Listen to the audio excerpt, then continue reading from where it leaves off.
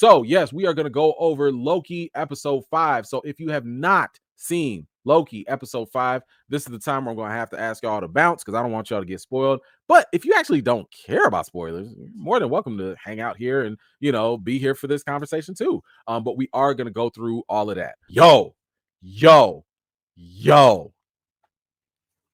This episode right here. Now, this episode, I definitely I saw somebody was like, "E-Man, you were right. You were right about whatever." Listen, I don't even remember my theory. I think I had said something like, what did I say that like obviously they weren't gonna die. Obviously they were not gonna die, but that they might have gotten placed in different timelines.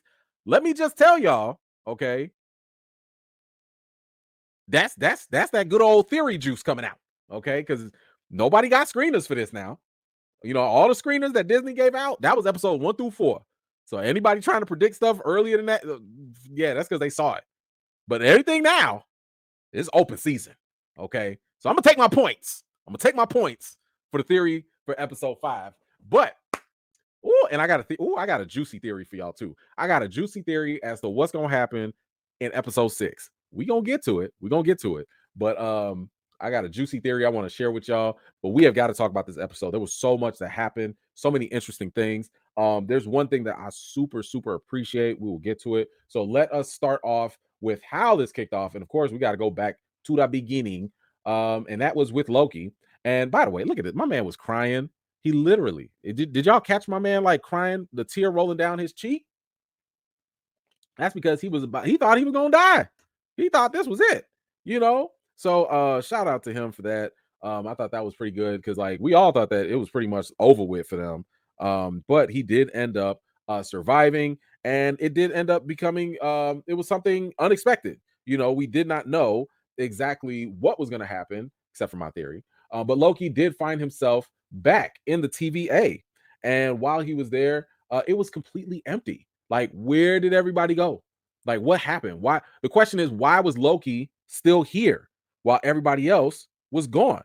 This is the part that really just did not make a lot of sense.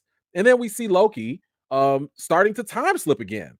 And this is like another question. Like, why is he time slipping out of all people? Like, what sense does this make? Like we just got done with this. Now, of course, this could be because of the explosion. And again, for those of y'all that probably didn't get it, when Loki, that explosion that happened, it was an explosion of raw time. All that big bang that just happened, it was time, physical time material that all came together, combusted, and just exploded all over him. So it's probably the case that he is time slipping. That's what's causing the time slipping again. That we saw out here. But you notice here that things are kind of stabilized, at least from what it looks like. I don't know if the timeline reset itself or whatever. But you see him walking through the TVA and he notices himself. Once again, here we go again with the loops. The loops are doing this. We've seen these loops happen over and over again. He looks at himself, but he time slips. Then he walks back. He finds the TVA manual. He's reading it. And then, boom, you see him looped again. And he's watching himself again, completing that time loop. So we have mini loops within mini loops going on. Then, of course, now everything is starting to get spaghettified. Everything is turning into temporal spaghetti in the TVA. And things are just not looking good for Loki. Of course, he does time slip out of here. But here's something I want y'all to pay attention to. Did anybody notice this? Did y'all peep the failsafe mode was activated? Now, why is that important? The reason why I'm looking at this thing is because the TVA was something that was created by He Who Remains, right? Black-owned company. Shout out. It's an entity in itself, right? It's like a factory. It's like a nuclear power plant. It's a organization. It's a building. All of that. And I'm just thinking to myself, this is a building that also had blast doors and safety precautions put in place if the temporal loom was going to get too big, dangerous, or whatever. It also had Miss Minutes, the AI, running everything. So my question for y'all is, what do y'all think is the actual fail-safe mode. Is this part of, because I personally think that this is all going according to He Who Remains master plan. I mean, why would he leave something that he built, like the TVA, to just blow up in the event of a temporal loom not being stable? I mean, I find it very hard to believe that he would not account for the possibility that definitely a temporal loom explosion could happen. So just kind of keep this in mind. Just keep it in mind. Maybe this is He Who Remains. Now, of course, we have other theories we'll get to, but let's kind of go back to the story. We go and we find Casey, who is now on a branch timeline in San Francisco in 1962. And he is now some guy named Frank or whatever, and that he's trying to break out of prison. And before Loki can really say anything to him, Loki just time slips to other locations. Now, he's going to a bunch of random locations. These are places we've seen, places we've been to, except for this place right here. We've been to that McDonald's already. He goes back to the TVA, and I think this is the same room from season 1 where Mobius was showing him the events of his life and everything. So, yes, this does look random for now. I know later on we'll find out that it is not actually random. But I do think that there is some level of significance going back to this room here. Then he time slips to even more locations. We go back to 2012 New York in a branch timeline with B25. Do y'all remember why this is such an important time though? 2012 New York. So it's a little ironic that of all people, Loki could show up here because he's the one that's going to start taking over. Remember, this is when the first Avengers movie took place. Now, I don't know if there were significant events that happened in 1962 or whatever. I was trying to do some research on that, but I couldn't find nothing. But this is obviously not only a significant time in the MCU, but significant place as well. The Battle of New York is something very, very significant. But of course, he's scaring the mess out of B15 because she's like, what the hell's going on? And he disappears and leaves. Then we finally get it. This has been something in the works since season 1. We got Mobius on his jet ski, and my man is living it up. But here's something else. We go to Cleveland, Ohio in 2022. This is also a very important year. We will get to that in a second. But Loki pops up to try to talk to him, but he quickly time slips away. But that's because we're jumping to 94 in California. And this time we're getting to Obi. Let me tell y'all something. Obi is still my favorite character of this entire series. My man went to a bookstore to buy a book, but he got rejected because it was his own book. And he been slipping his own book on these folks for I don't know how long, but his books just won't sell. Poor Obi. I feel so bad for Obi. Poor Obi. Okay. Like my man he said, I'll pay y'all in cash just to take he's giving him. I ain't never seen that before. I've never seen somebody want to give a store money for their own stuff. But all right, hey, shout out to the small businesses out there. But anyway, Obi goes back to his I don't know, his lab or his house, whatever it is. Did y'all notice that this looks very similar to the Citadel for He Who Remains at the end of time? It looks like if you look dead on in the center, I could kind of see where He Who Remains is sitting in his throne or chair, dead or whatever. It just looks very, very similar to me. But this is where Obi finally meets Loki again. And Loki is like, all right, look, this is very strange. I gotta tell you about this. Time travel, blah, blah, blah. And Obi's like, yeah, I believe you. Yeah, okay. What's up? What's like, and what like let's what else you want to talk about? And I just love how Obi is just always down for the scientific cause. Okay, it don't matter what it is, my man is down for it. And once Loki starts to tell him about time slipping, I loved how Obi just was first thing, I'm gonna tase you.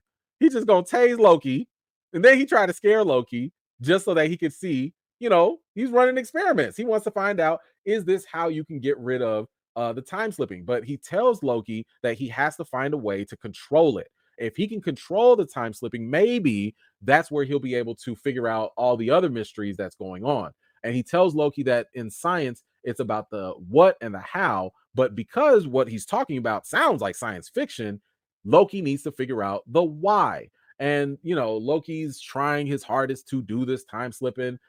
He says that his why is to save the TVA because they got to stop the multiversal war. They got to stop He Who Remains. He has to stop everything from going out of existence. Now, this sounds very heroic. This sounds like Loki is rising up to that cause of like that good guy where he's like, look, I got to put it all on the line. Later, we'll find out what his real why is. But I do like the fact that we're getting this surface level, this superficial reasoning behind this. And I thought that was pretty good.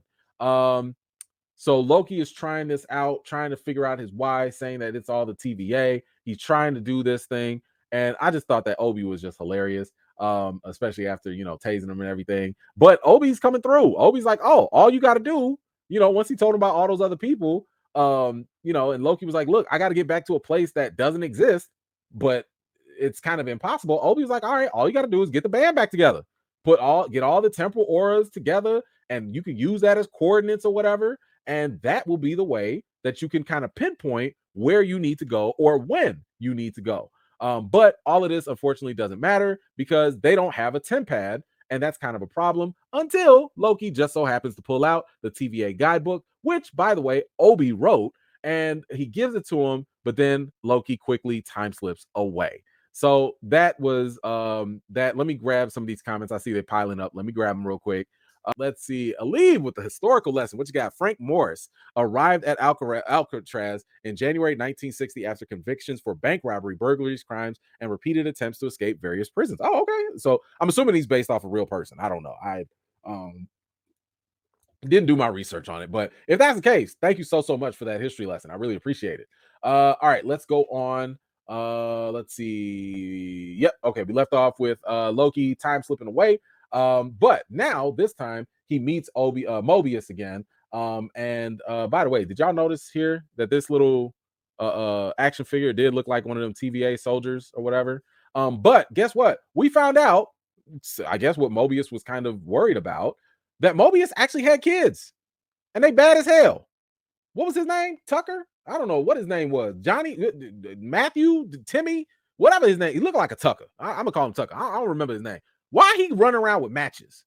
And Mobius was like, "Oh, go get your brother, and stop him." Why your kids so bad? Like what? Okay, clearly them kids ain't never been disciplined in their life. Clearly, but that's neither here nor there. That wouldn't be my kids. I just say that wouldn't be my kids. But anyway, he meets up with Loki. And Loki's like, all right, look, I'm here for the TVA. And he's like, oh, the ATV. Nah, man, the TVA. That's a different thing. But Mobius does not believe what Loki is talking about. And he getting ready to whoop him. He's like, yo, man, you gonna get out my garage now. And that is until Obi shows up with a TemPad. This is why I love Obi's character. Obi be coming through in the clutch. Okay, this man said he managed to make a whole TemPad in 19 months. That's it. 19 months to make this futuristic technology like it was nothing. Shout out to Obi, always coming through. But with that technology, Loki does prove to Mobius that he can bring him back to any time to save the TVA. But this is really putting Mobius in a very hard place.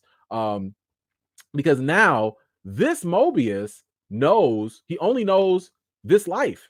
That's all he knows. He knows he got his kids, but now he knows about this TVA thing. And if he doesn't go help the TVA, then maybe all his kids are going to be gone or wiped out or whatever. And this kind of goes back to that fear that we were talking about that Mobius was hinting at, that pre-FOMO that we were talking about before, that he doesn't want to go. He didn't even want to know what he was missing, and that's why he was comfortable in the TVA. His ignorance was bliss. But now that he knows that he has kids, and now that he knows that the TVA exists, it's putting him in a very, very difficult position on potentially giving up his kids. Now, here's something else that I mentioned when I said that the year 2022 was pretty significant here. The reason why it was so significant is this is in between the blip. Okay, remember that. This is in between the blip. So Thanos already snapped people away. Thanos snapped everyone away. And because we heard that Mobius said, like, oh, their mom is gone. And that's probably because she got dusted in the snap. So you're talking about people that have also gone through a unique level of trauma of having loved ones just disappear in front of them. So now Mobius is trying to raise his kids as a single dad without the mom and trying to leave his kids on top of that after that potential situation, that's got to be rough. That's got to be rough. But Loki was pretty convincing, especially when he told him that, like, yeah, I could bring you back to this time. So, I guess that's a good argument, I guess, to make that up. But let me tell you something. Let me tell you something. Them kids bad as hell. One of them is going to go to jail anyway. Bruh, go to the TVA. Mobius, ain't nothing here for you. Them kids bad. The brother's probably going to be bad too. Go to the TVA. Because at least if you go to the TVA, you can go to another timeline, maybe where the snap never happened. Maybe your family is cool. Maybe your kids are not destined to go to jail. You ain't missing nothing now. Them bad little kid. That kid probably going to burn your house down with you in it. Leave. Run. Tyler don't need your help. Whatever his name is. Anyway. So Loki starts to go out and recruit everybody, but he starts to realize, as he goes through, he goes and gets Frank or Casey, he gets B-15. But even though he gets everybody that he needs so far, he starts to realize that, like, he still needs Sylvie. Sylvie is also very important, aura, to help them figure this stuff out. And we do also see Frank here. Frank already trying to steal stuff, his sticky fingers. But we go to Sylvie, and right there, we start to see, y'all can see the bag kind of drifting away. It goes right out of existence, but look, she didn't need that nasty McDonald's anyway. I'm just saying it ain't good for you. So, time probably did her a favor with that, but while time is slipping away and things are starting to, slip out of existence, Loki shows up. And the crazy thing here is that Sylvie's memory is fine. She did not forget everything the way other people did. Now, the question is for y'all, why do y'all think that was the case? Why did Sylvie, of all people, she was caught up in the blast too. Why did she remember things and not forget like everybody else? If y'all have any ideas or theories, please feel free to let me know, because I was a little curious about it. I only saw the episode recently, so I didn't really have time to analyze it that deep. But I'm wondering right now, is it because she's another Loki and maybe Lokis are just unique? I almost wanted to think that, but something that happens later kind of ruined that theory. The only other thing I'm thinking about is maybe it's because of her temp pad. Because when that first explosion happened, I thought that Sylvie opened up a door at the last second, and maybe if she didn't save Loki, at least maybe she saved herself. But I don't think that's exactly what happens. I think she just, for whatever reason, is able to remember. But if y'all have ideas as to why she remembers things, please feel free to let me know. But I do wonder if it's the temp pad, having Kang's temp. I wonder if that maybe protected her or something. I don't know. Anyway, so now they're in a bar, and they have like this fascinating conversation. And I really love this is one of those things that I really love about this show, is when they have these characters. We've seen Loki and Mobius have these debates and conversations, and now Sylvie and Loki are having another good one here. And Loki is arguing that it's important to give all these TVA folks a choice on whether they even want to help save the TVA or not. And Sylvie, she's arguing, and this is a pretty good argument here, that He Who Remains didn't even give him a choice in the first place. So like she's like, yo, she kind of has a point here, because she mentions how Loki is about to give people something that they cannot unsee. He is about to burden them with a choice or responsibility that they probably don't want to have to deal with. However, at the same time, Loki sees value in actually giving people a choice. So, with all that said, I am very curious. How do y'all feel about this? Do y'all think that, like, what would you choose? What would you choose? Would you choose ignorance being bliss, right? So you know what you know, and that's all you know. Or would you want to know the potential truth about reality? And maybe that truth comes with some very screwed up situations and some harder choices. Would you want to know the truth about reality, or would you like to stay ignorant in your bliss and just live your life? Please let me know what y'all would do because I'm still kind of wrestling with that in terms of what it meant and what was going on with it. All right, let's see. We got Baker, Mobius, that the little kid with the fire, future psycho. Oh, current psycho. Ain't no future, current. He's a psycho right now. Huh. Y'all know when like you got like a little 2-year-old, a little toddler, and the toddler be you know they got something in their hand that they ain't gotta have, and you be like, hey, what is that? Give me that in your hand, and then they run away. That's what little Todd was doing. Little creepy little psycho kid. That's what he did. He just ran away with a lit match, bro. Get that kid up. Give him up. This is why he didn't want to think about his life before. Yeah, it's definitely he didn't want that trauma. Yeah, because forget the kid. I'm sorry, no, not that bad, little kid. You can have him. Time, no, let the spaghetti time monster take him. No thanks, I'm good.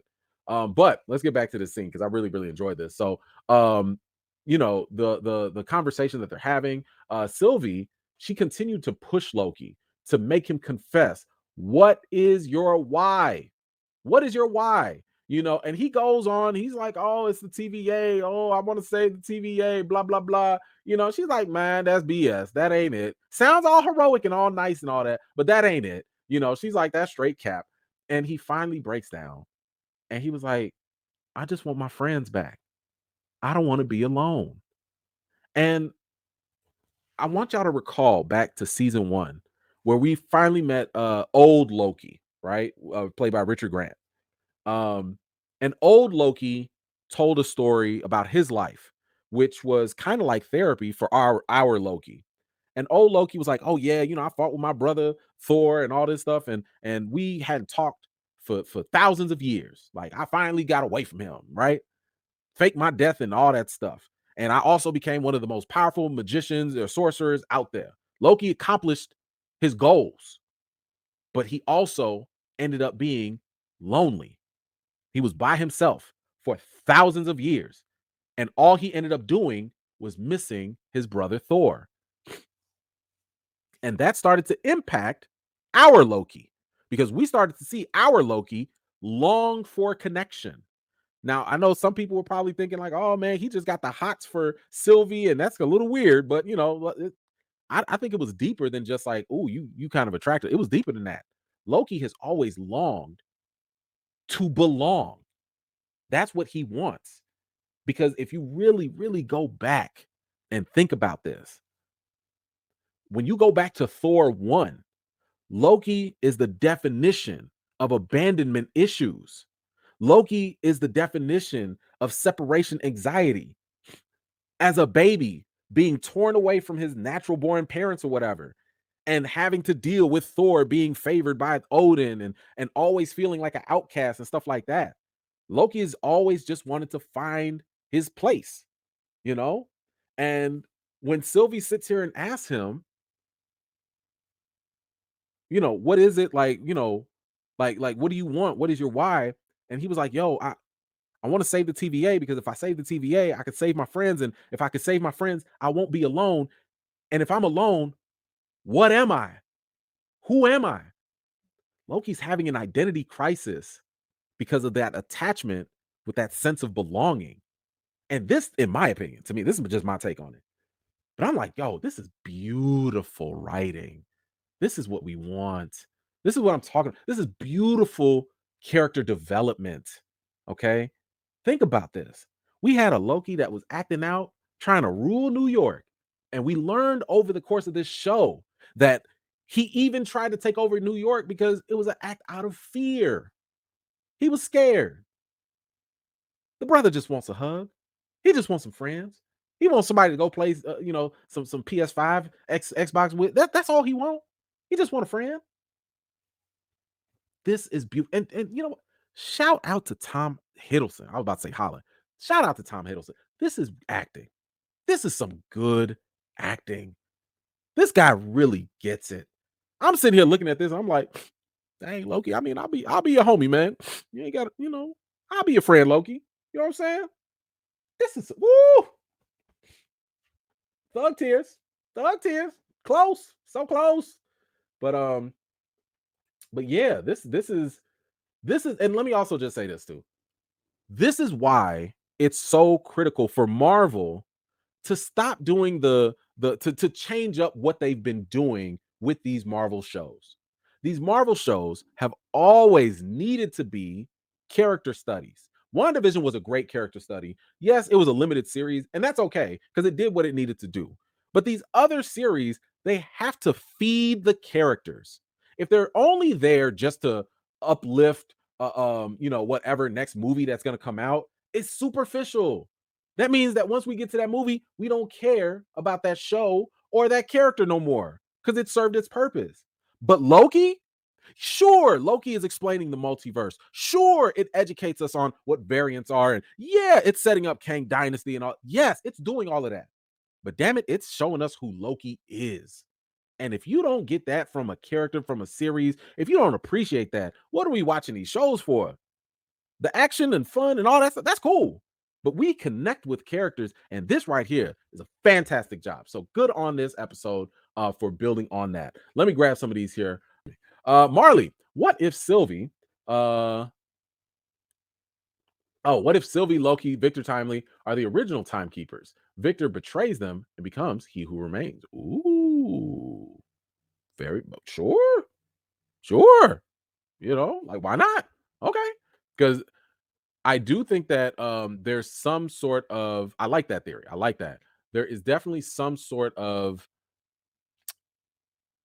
that would be a great basis for why there was even 3 timekeepers in the first place. So if that goes that route, man, I like that. Good call, Marley. I like that a whole lot. That looks good. If that man, very good. I like that. I like that. I kind of want that now, just to be the inspiration. And it kind of feeds into one of my other theories. So let's all brainstorm these theories in a second. We're gonna get to them. I'm gonna get to them, but because I got a similar theory, but not exactly like that.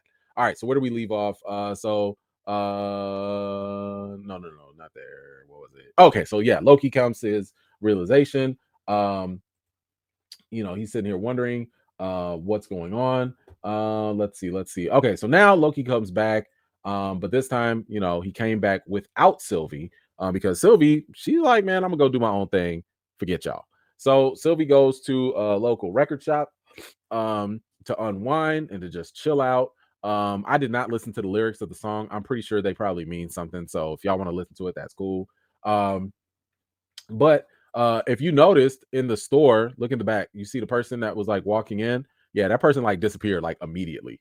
So they disappeared. The guy's coffee cup disappears, and then all of a sudden we're starting to see that things are getting a little weird. And of course, the guy's looking outside. Everything is turning into temporal spaghetti, and it is not good at all. And let me just say, oh my goodness, this right here, yo, Marvel let them VFX folks finally cook in a show. Oh, this was so beautiful. This was so beautiful. All of this, everything just going up like that. I loved all of this. The way that it was shot, the way the VFX was going, Sylvie going in that last little door as all the time just in existence just goes away. Beautiful. And then Loki looks up and boom, Sylvie walks in because she realized, yo, everything is gone. We got to go back and make this work. So she goes back to Loki and the others. But as they get ready to go back, they can't find the temp pad. Where's the temp pad? Oh, well, temp pad don't matter because everybody getting, vaporized. Like, who was that? I think that was Frank. Yeah. What was it? Yeah, that was Frank or Casey. So Casey disappears. Mobius disappears as well. B15, she disappears. Hold on, let me grab the other images here. Let's see. There we go. There we go. Yeah. So Frank was here. He gone. Then Obi. No, not Obi. But here's the thing. Obi said something very important before he goes. He says, "Oh, it's a fiction problem," and you keep hearing these elements of writing a story.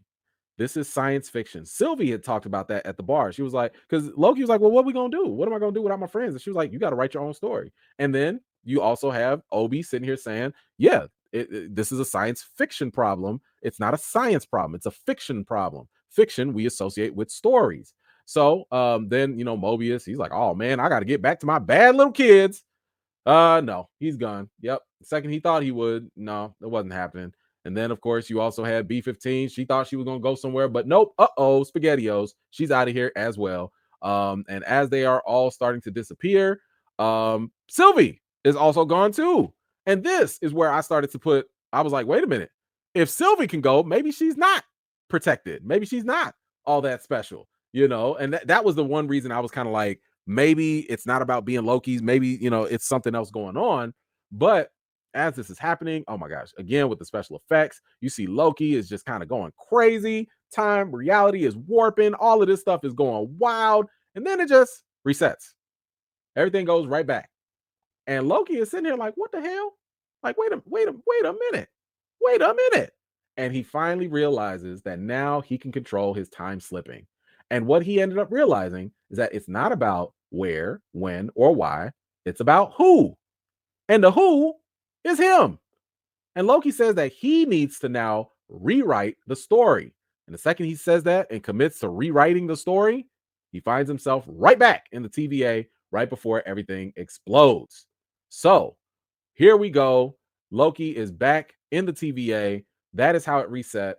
I don't know. Did y'all notice that there was also a post-credit scene? It was all the way at the end, of the very, very end of the credits. Let me see if I don't have the actual image, but if y'all went all the way back, it kind of went back to this video game. And you heard Brad, B5, remember him, or X5. Brad said, "You died, insert your coin, loser." Now, I don't know exactly what that meant. I'm assuming maybe it had something to do with this is all a game. Maybe it's all a game, because why would you add that in there? And think about it. In games, how often do we get the chance to replay a scenario and redo something differently so that we can win the game? Because it looked like it was about to be game over, right? So I'm wondering if that's what the post-credit scene actually meant. Again, it's not. So I'm sorry, it's not really a scene. It's really like when you go to the very end of the credits. Y'all remember in Endgame, or I think it was Infinity War, where you heard Tony's hammer, cling, cling, cling. It was just an audible thing. That's all it was. So that was kind of like what I was wondering, was like, well, is this a game or something that's happening? And then here's something else that was kind of fun to notice. Remember, this was not about the when, the where, the how. It wasn't about that. It was about who. If y'all go back to the episode, remember, go back to Obi's room or whatever, you might have missed this, but there was this board right here, and I can't zoom in on this. But if you look at that sticky pad right there in the middle, the one word that's circled, and what do they say here? They say when, what, how, why, all of that. It's who. So Marvel probably already was tricking you, slipping the answer right in front of you this whole time. Ain't nobody got time to read all them notes or whatever. But the answer was always there. It was who. And the who in this case is Loki. So let's go ahead and let me give you guys my theories. Hold on, let me put this in here myself, because I want to make sure that I remember this. Let's see. Theories. Bam. All right. So there are two theories here. There are two theories that I think could be the case. Now, one theory I heard earlier, and I think that it is possible. It's possible. And it has to do with the story from the comics. Now, I'm not going to go deep into the comics because I don't want to spoil it if it's true. But basically, it is very possible that Loki is the one that's actually in control of time. It is possible, keep in mind, we're dealing with loops. We've been dealing with loops all this time, right? No pun intended. Because we're dealing with loops, it is very possible that we have not seen the other side of the loop.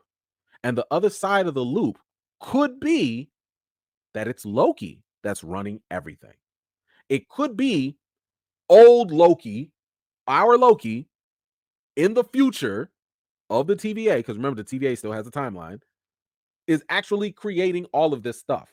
And it could be possible that because old Loki, I think in the comics, it was, what was he called? I think it was King Loki or something like that. There was a story where King Loki was actually in control of everything. And King Loki literally was writing reality as however Loki wanted to do it. And I didn't read the story too deep, but Loki met King Loki. So it is possible that because King Loki, let's just say King Loki exists. If King Loki becomes the new He Who Remains, right? As Marley had mentioned earlier, or I'm sorry, whoever had mentioned it, it's possible that if King Loki already is the new He Who Remains, they have the same aura. They have the same temporal aura. So if they have the same temporal aura, it would make sense that our Loki now has the ability to rewrite time the same way King Loki could. So that's one possible thing of what could happen. Oh, thank you, Alley Girl. Yes. Loki, Agent of Asgard. That is the comic that this is from. So if you want to go deeper into it, go into that. Thank you, thank you, thank you. Uh, uh, so you have that. Now, here's my theory. Here's my theory. Now, I'm not basing my theory on the comics. Reason why I'm not basing it on the comics is because we know Marvel don't really stick to comics, right? Here's what I'm thinking. In the beginning, in the very, very beginning, and y'all probably might have forgotten about this. Let me pull this up for y'all.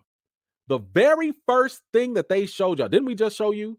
I just showed you that Marvel puts the answers right in front of your face. They put it all in your face, right? What was the first thing that we saw and heard in this episode? In the recap, it was He Who Remains basically saying, I paved the way. Now, why would you put this random clip, this random thing? Like, we already knew you paved the way. We already knew that you was in control of that. We knew that already. But why would you want to remind us of this at this random point? Because it's not like we talked about He Who Remains after this. It was done. We were trying to figure out the time slipping or whatever. But the fact that they wanted to slip this in, Marvel is not going to show us stuff that does not matter, especially in the recaps. The recaps are clues. So the fact that they wanted to show us that specific thing, that He Who Remains wanted to remind us that he paved the way. And once again, He Who Remains was very confident that he was going to come back anyway. Okay. And let's also not forget, He Who Remains really wanted both Loki and Sylvie. Well, he was really going for Loki to run the TVA. He wanted them to run it for him. Let's not forget the TVA is a black-owned business. My man is not going to just give up his business. Who would give up their business unless they knew for a fact that who they give it up to can actually handle it? So my theory, oh wait, let me give you some more evidence. Back in that Variety article, there was a line in there from one random source, and the source, according to the article, that person had already seen the end of Loki. And in that conversation, they were also talking about how the Jonathan Majors, Kang the Conqueror thing, they said their words, basically, Marvel is screwed. After watching Loki, they said that they are screwed because of how knee deep they are with Kang the Conqueror. So, if this person who's already seen all of Loki believes that Jonathan Majors and Kang has put Marvel in a compromised position, as in they can't get away from him, that's why this idea that maybe it's all Loki running it might not make a lot of sense.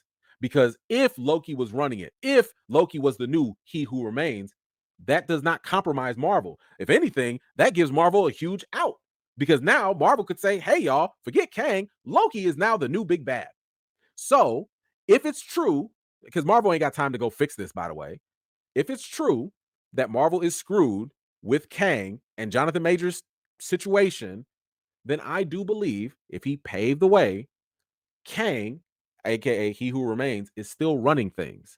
Now, what does that mean though? Because Loki clearly can still rewrite stuff with time. Y'all ever get a job and be on probation? I think Loki's just on probation right now. Kang wasn't gonna go nowhere. He Who Remains wasn't gonna go nowhere. He already put into motion to solidify his own existence. That's why he went and had Ravonna go do what he did on the secret timeline. And that was according to one of his protocols, right? So because he had that protocol in place in case he was not around, and I just told y'all earlier in this episode Why would this man have a whole business, a whole thing, a whole purpose? And what is that fail safe all about? Is the fail safe just a reset? I think the fail safe has got more to do with that. But I really do believe at this point, and this is just my little theory, He Who Remains is auditioning Loki to see how can Loki do as He Who Remains. And I also told y'all, I got that impression that while we have the sacred timeline, the TVA clearly seems to be on a separate timeline because it has a past and a future that Loki keeps jumping back and forth in. So while the TVA is outside of the sacred timeline, the TVA is still on its own timeline. And that gives me the impression that the master of time himself, Kang, He Who Remains, probably is on another timeline watching everything. So I would not be surprised if we saw in the next episode, Loki starts to realize that he's the author of all this stuff. He can figure it out. He can change the outcomes. He can go back in time, go in the future of time. He can do whatever he wants in the timeline that He Who Remained gave him to play in. And when it's all said and done, He Who Remains is going to be like, you failed. I'm going to come back and run this. Because again, you still got Kang Dynasty, right? And you still had He Who Remains who wanted Loki to run the TVA. I'll give you something else. We just saw what happened with him and Ravonna. He Who Remains is the kind of person to let other people fight his battles. He lets other people do his work. Maybe Loki is the failsafe. Maybe Loki is the plan to fight in the multiversal war.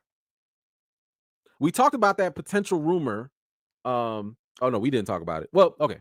There's a rumor, and we don't know if it's true or not, that Deadpool 3 is really going to be a story about the TVA coming after Deadpool and Wolverine and maybe trying to recruit them for the multiversal war. I could totally see that being the cause for Loki, because Loki's starting to understand and he's trying to he's drinking the Kool-Aid. He drank the He Who Remains Kool-Aid that the multiversal war is a bad thing. So I would not be surprised if Loki sat here, took control of the TVA, but that was part of He Who Remains' plan so that Loki can go fight the multiversal war. And when all that stuff is done, He Who Remains can step in and be like, thank you for doing my work. Back to it. And that's it. So anyway, that's my little theory behind this. I think He Who Remains is still pulling all the strings. I think it's level on top of level on top of levels. I saw earlier somebody was asking how is Marvel screwed with Jonathan Majors. A lot of that has to. First of all, I'd recommend that you go watch my most recent videos involving Kang and Jonathan Majors. But his legal issues, whether he's guilty, whether he's innocent, it doesn't really matter.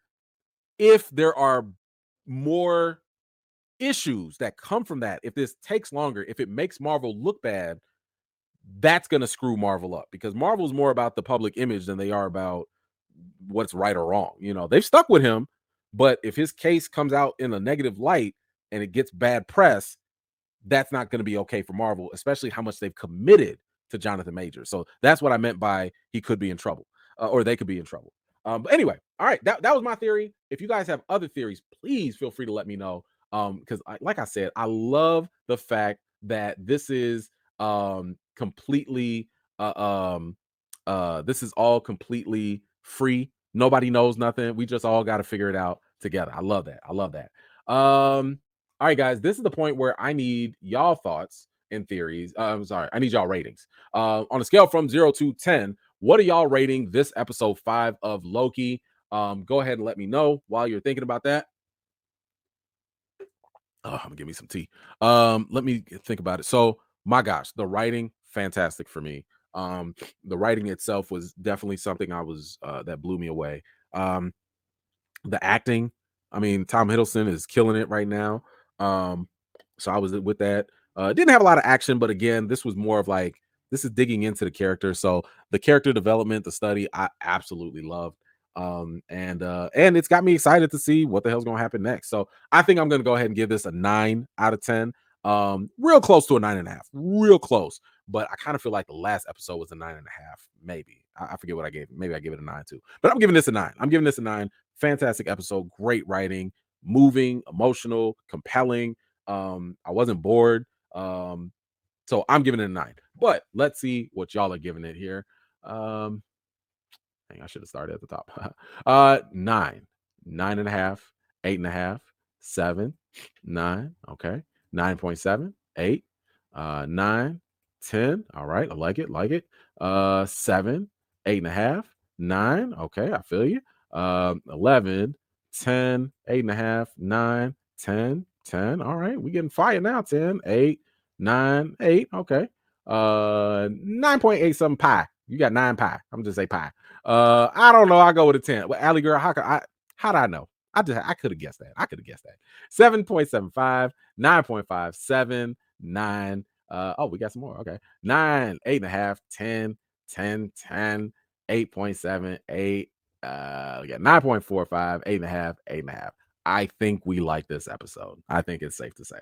Guys, we got this is the last episode. We got one more episode after this. Of course, we got to be here next Friday to cover this last episode of Loki. This is gonna be this. This got to be it. It's got to stick that landing. If this sticks the landing, this could be the best Disney Plus show or series. Because I still got WandaVision, but Loki's gonna. This is mad competition right now. Mad competition. So I think if all this needs is an 8 or better. If this last episode can give us an 8 or better, this is hands down the best series, period, that Marvel Studios has put out there. But anyway, all right, guys, thank you so much. Hope you guys had a great time. I know I did. You know the routine. Wash your hands, wash your butts, and everything all in between. Have a great weekend. Enjoy yourself. And I will see y'all next week, guys. Peace. Thank you so much for watching. This was just a segment of one of my live chats, and if you're interested in joining in on the next one, be sure to subscribe and turn on your notifications for more. I've got more videos and reviews to do for you all, and until next time, I'll see you all later.